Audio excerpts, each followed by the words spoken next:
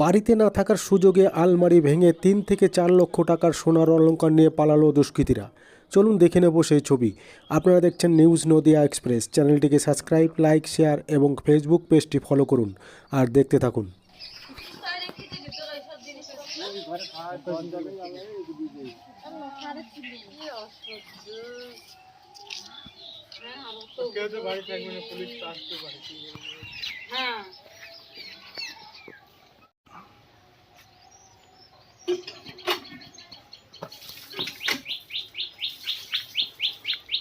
এদিকটা আসো, তুমি এদিকটা আসো।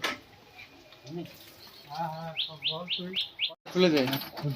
আমি কালকে লাগিয়েছি তো, জোরে টেনেছে মানে আমি কালকে লাগিয়েছি।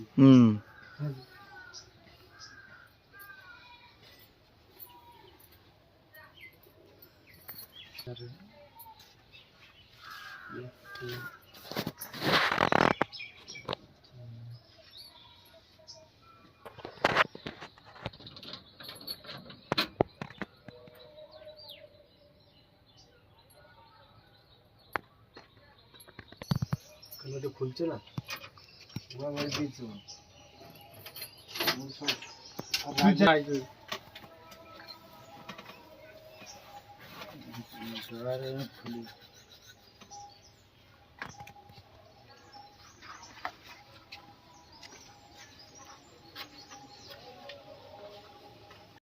কি হয়েছে? বাড়িতে ছিলাম না, 10-12 দিন বাড়িতে ছিলাম না। কালকে দেখি লকার খুলে দেখছি নেই ওই সব জিনিসগুলো, সোনা জানাগুলো। কোথায় গিয়েছিলেন? আমরা ছিলাম বোয়ালে, আমাদের গুরু বাবা মারা গেছিল, সে কাঁচা নিয়েছিলাম।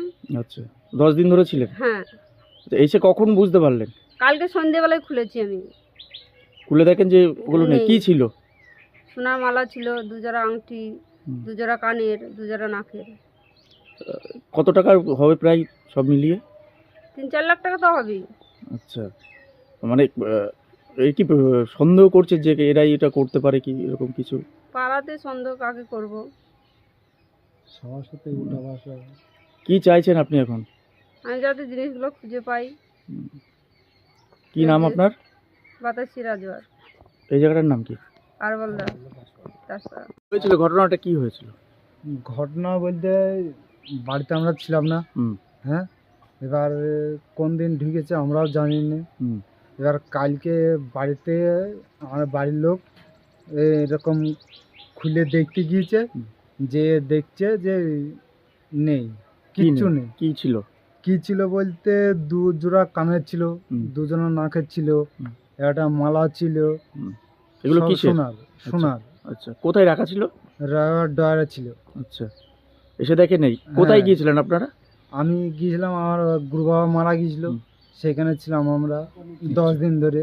আচ্ছা, 10 দিন ধরে ছিলেন? হ্যাঁ, ওইখানে 10 দিন ছিলাম। এবার ওইখানে কাজ ফাজ আমরা সব মানে যাতে মারা যাই সেরকম অবস্থায় ধরো তোমাদের মারা গিয়েছে। এবার মারা গিয়ে যাওয়ার পরে এসে কাজ ছেড়া তো পাড়ি করে টরে নিয়ে তারপরে বাড়ি এসেছি।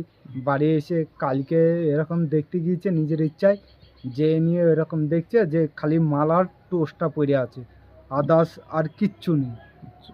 কত টাকার জিনিসপত্র হবে অনুমান? অনুমানে সোনার জিনিস আমরা কি করে বলবো বলো? আচ্ছা, এসে দেখো নেই। কবে দেখো? আজকে সকালে? আর কালকে রাত্রে দেখেছে। রাত্রে দেখেছো? এবার রাত্রি থেকে ঘুম নেই কারো, বাড়ির লোকেরও। কেউ থাকতো না ঘরে তোমরা যাওয়ার পর?